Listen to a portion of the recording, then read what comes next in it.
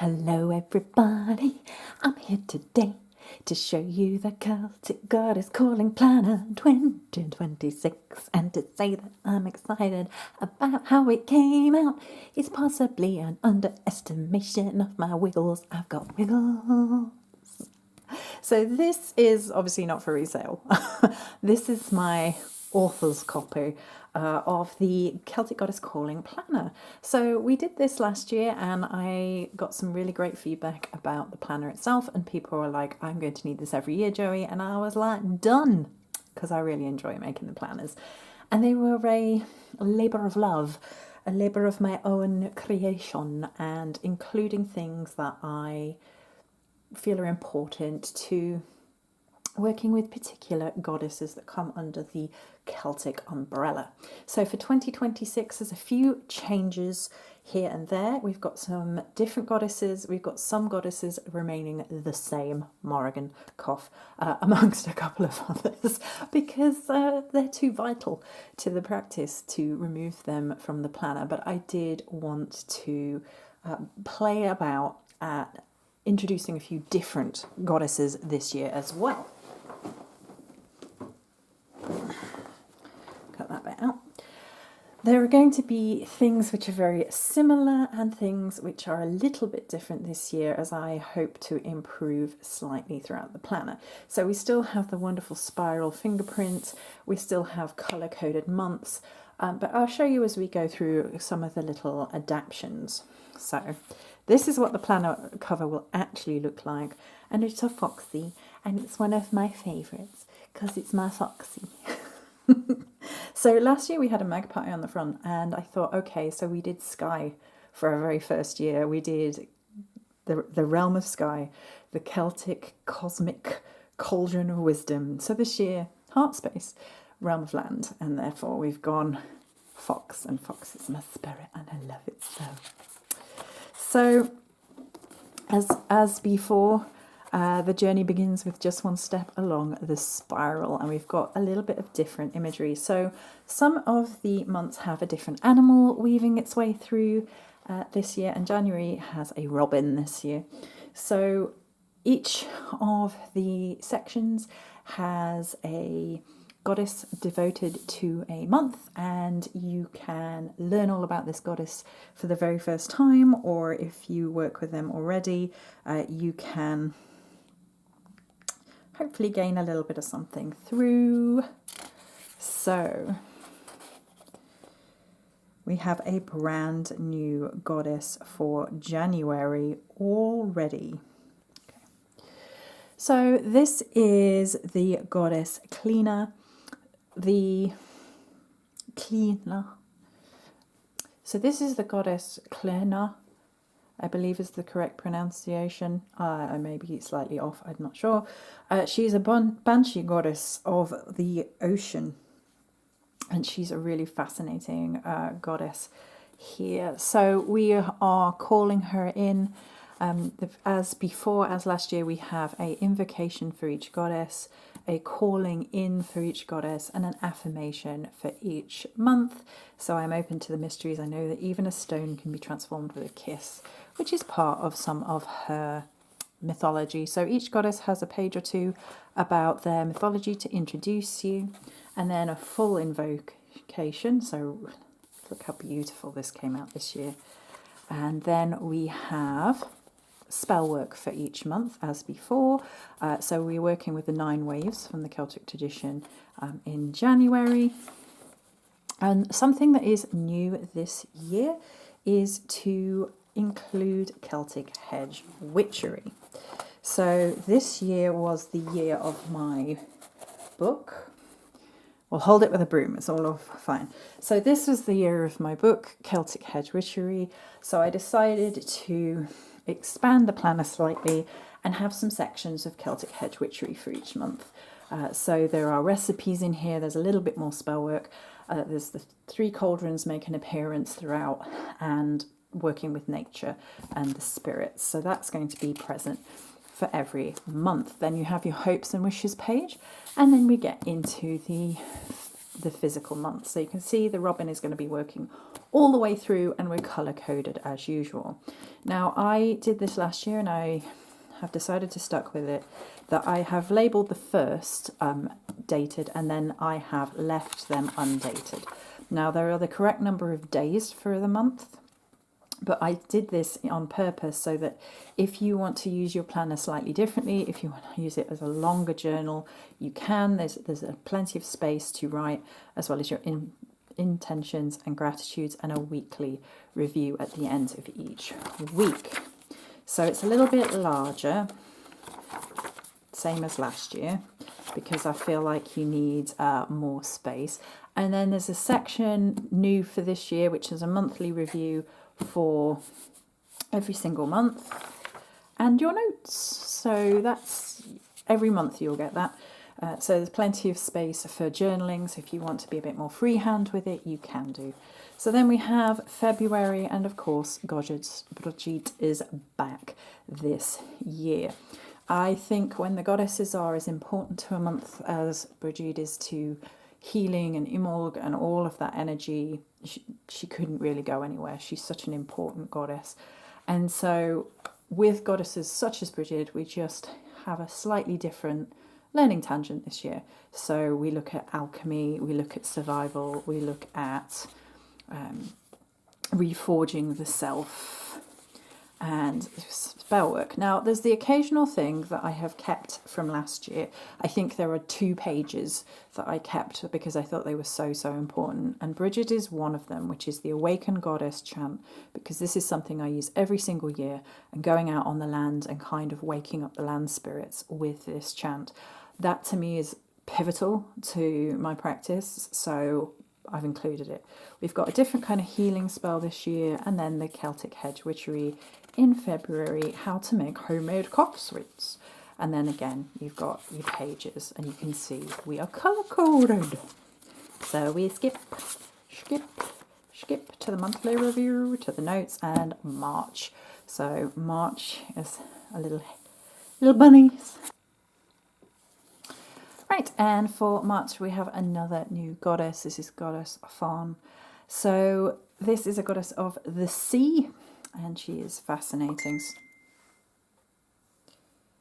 So this is a goddess of the sea, and she is fascinating and really interesting, and a brand new for our learning about different goddesses throughout. So again, we have a little bit of poetry in the planner, as well as some information about her, which went over 2 pages for fun. Invocation, spell work, and here we go with the 3 cauldrons being present here this year. So each of the 3 cauldrons has some energy to the month, and so we look at different cauldrons that I felt slotted in quite well. Pisces is obviously a very watery month, so cauldron of warming. Celtic Hedge witchery is about burdock. Then we have the hopes and wishes, and again we'll go all the way through with the colour coding to the end. And then we're here with April. April is Blood Iweth as well as last year. So Blood Iweth is one of the goddesses that I adore, and so I wanted to keep her here for April. April is a really beautiful colour scheme. We've changed some of the plants, some of the colours from last year as well. So if you've had it last year, you know, lots of new information and things to do with that. And we've got a lot about story creation this year for Blood Iweth and sovereignty. This here in particular, I really like this one. I call in the arch of power that lies in our spine when we create lines in the sand and speak our name to the wind, to call in with the howling, the wilderness within us, the majestic power of the universe that so permeates the unseen realms. We must be reminded once again how powerful we are, as we are prone to forget the shining of our own genius. Blessed by spirits to create in originality, we seek the purpose of this life to be seen in all our glory, in victory and recovery always. Now I do sometimes put my name down here at the base, but it is all my own work. So it's original poetry, original invocations, and things like that. Original spell ideas. So there we go. Some Celtic Hedge witchery and April hopes and wishes. And here's the lovely lilac-y page all the way through. So as we move through to your monthly review. And your notes are there. So May has the blackbird this year. Looking gorgeous. And this is another new goddess. So this is Olwen. She's a Welsh goddess. She's fascinating. I really enjoyed learning more about her. And this is adaptability and overcoming and sort of believing and returning to a sense of heart-based healing and believing in love once again. And I thought that was really nice for May Taurus season. And some really fabulous energies in here. Invoking her original poetry, of course. How to create things, spell work, Celtic Hedge witchery, hopes and wishes, and then your beautiful pages, colour-coded, all the way through. And we get to June, and June is Nematona, the goddess of the groves, another new goddess for this year. So June has a new animal as well. We have the little white cabbage butterflies this year.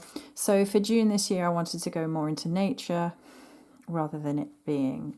So we've played about with where the energies are for each, because last year, June, July was very water-based, and the ocean goddesses are in different locations. So here we have sacred spaces, calling in the soil you're rooted into changes you, honouring your body and your worth, a little bit about Nematona, invoking her, and then the spell work where we talk about the inner sacred grove, which is pivotal to my Celtic Hedge,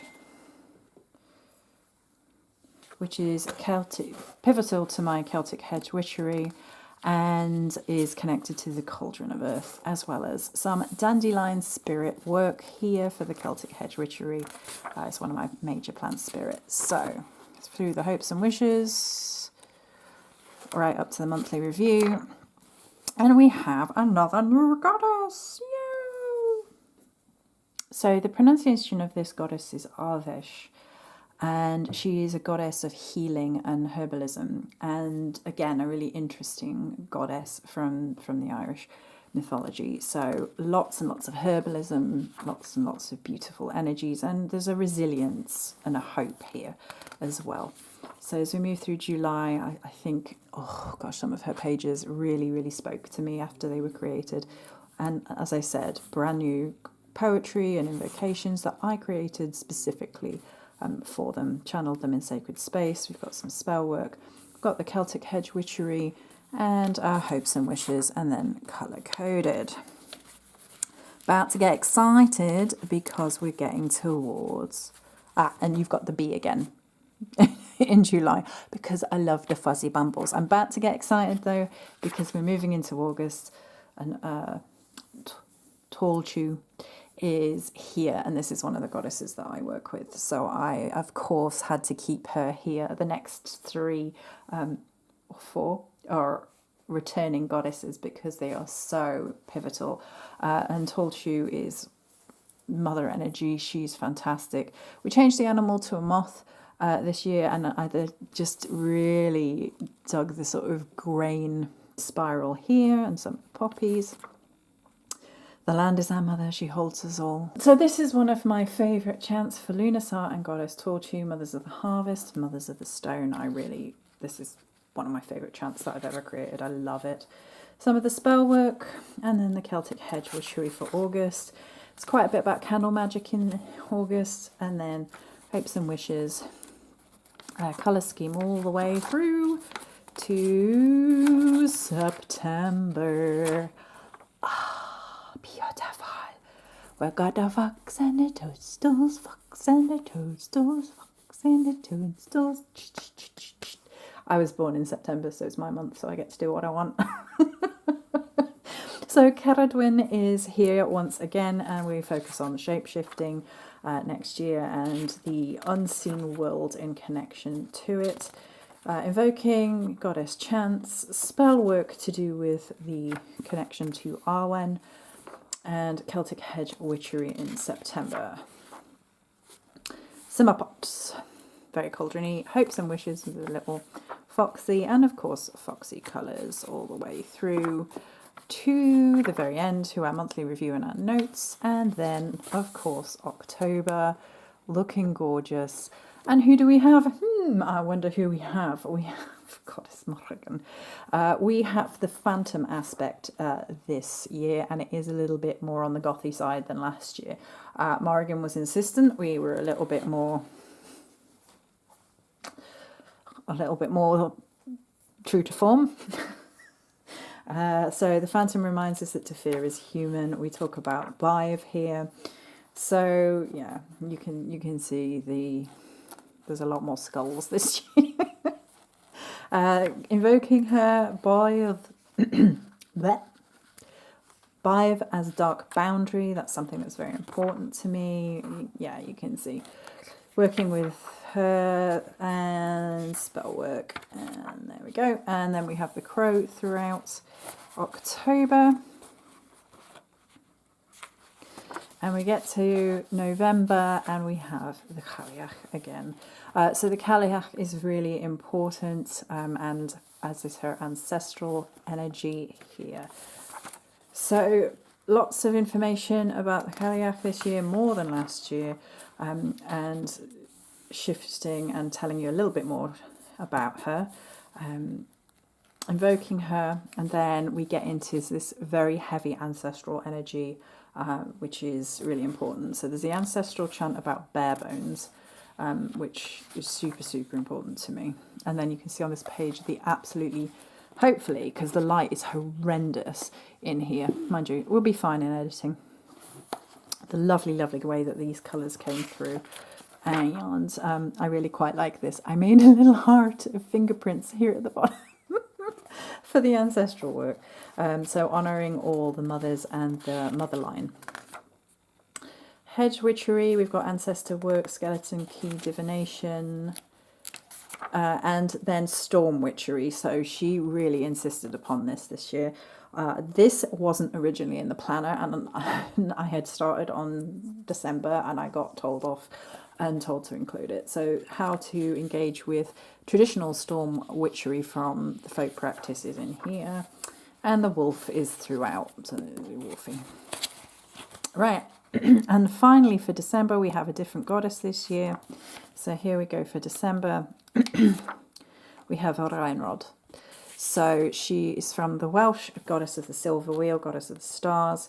And this is a really interesting chapter. It went in a direction that I wasn't actually expecting for this. So we have Silver Wheel, Fate Weaver and Star Mother with some of her mythology, invoking her, and then talking about healing the mother wound with her on Muttersnacht. So this is different energies, but I really like Mother's Night. I think it likely existed in other places outside of Germany and the Celtic German practice. But because it's close to winter solstice, it doesn't often get celebrated. So there's quite a lot about healing the mother wound here with her, as well as some different ideas for spell work, reclaiming the winter solstice, and some Celtic witchery in December. And there's your December all the way through. And then new to this year is a yearly review here at the end with my face next to it, for thanking you for your support. So that is the Celtic Goddess Calling Planner 2026. It will be available worldwide. I will be having it in store, and it will be on Amazon. It's on Amazon already. So I do it like this for two reasons. One, it's slightly cheaper if you buy it directly through the store, and obviously that's of benefit to me to say thank you for buying it through the store. It's slightly cheaper that way than it is on Amazon, because obviously Amazon take a much larger cut. If you can only get it through Amazon, it is there available for you, but if you want to support the store, you can. So both of those options are going to be available.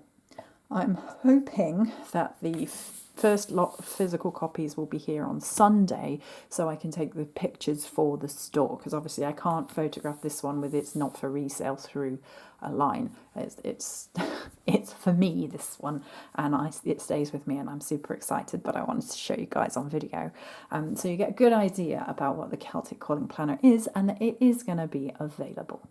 Alright, my darlings, that's it for this video. I was super excited to share it with you. Thank you so much, and many blessings.